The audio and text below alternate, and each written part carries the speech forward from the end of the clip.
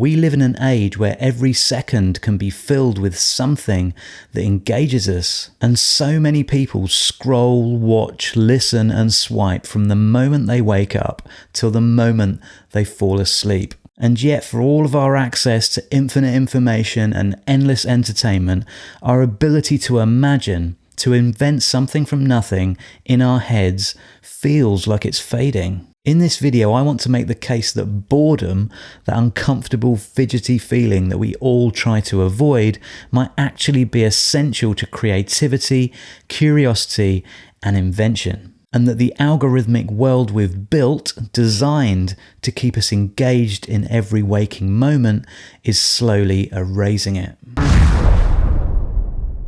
Pause to think for a second. When was the last time you were truly bored?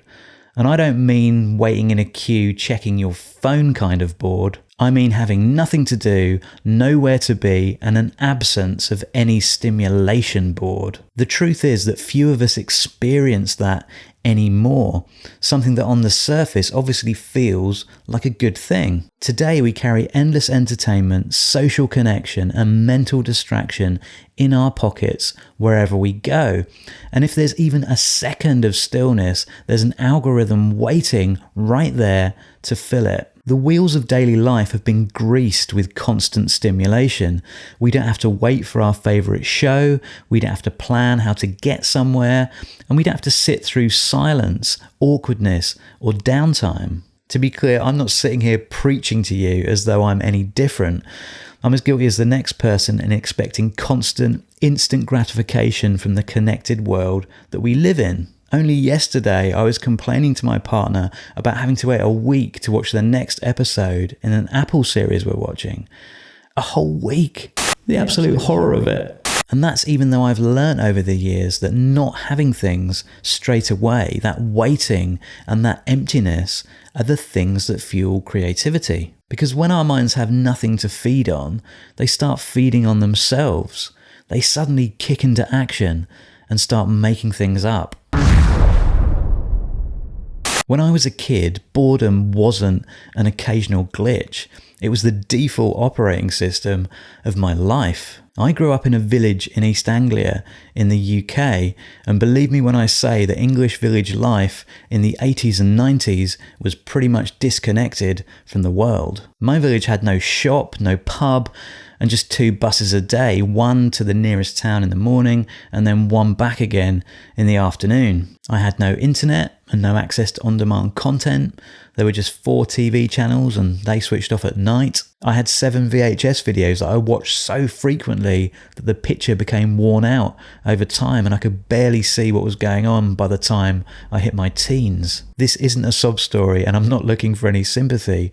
I'm also aware that this wasn't unusual. Everyone experienced that in the pre-internet world. I'm just communicating that boredom was a way of life before the digital revolution really took hold, and we rarely stop to reflect on the impact that's had. Back then, if I wanted something interesting, I either had to plan how to obtain it, waiting ages until I got it, or I had to make it. And most of the time, because I didn't have a great deal of money, I did the latter.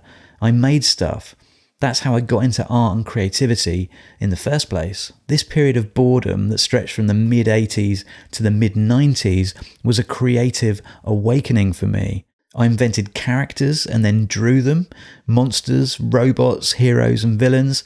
I created comic books and made models, and then I adapted things I owned into new things. I burned plastic toy figures until their faces melted and then painted them so they looked like mutants. I even, for some reason, created my own business card as well. It's funny to look back on the things that I did, but I did do them and they made me who I am. Looking back, I realise now how that enforced quiet built the architecture of my imagination. When the outside world went quiet, a fire in my mind lit up. And that's what boredom does. It creates a vacuum in your mind that curiosity and creativity start to fill. You just have to let it.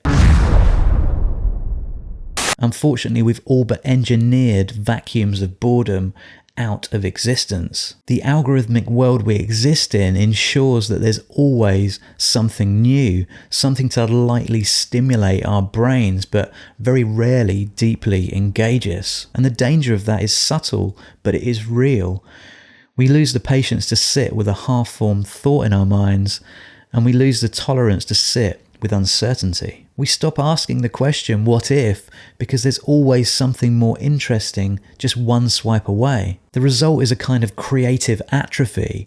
Our ability to make new stuff just wastes away. Even though we're continually consuming inspirational material, movies, TV, imagery, games, the world we exist in prevents us from building on it. Because, and this is really important, true creativity isn't about what you have, it's about what you lack.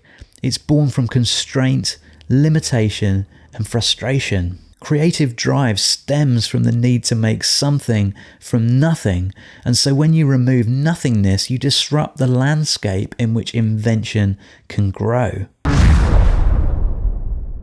Don't get me wrong, I love technology. In fact, I'm one of the most pro-tech people that I know. I'm always going on about computers, software, and AI tools. And I'm also fully aware that tech is the very reason that I can sit here, record this, and share it with you.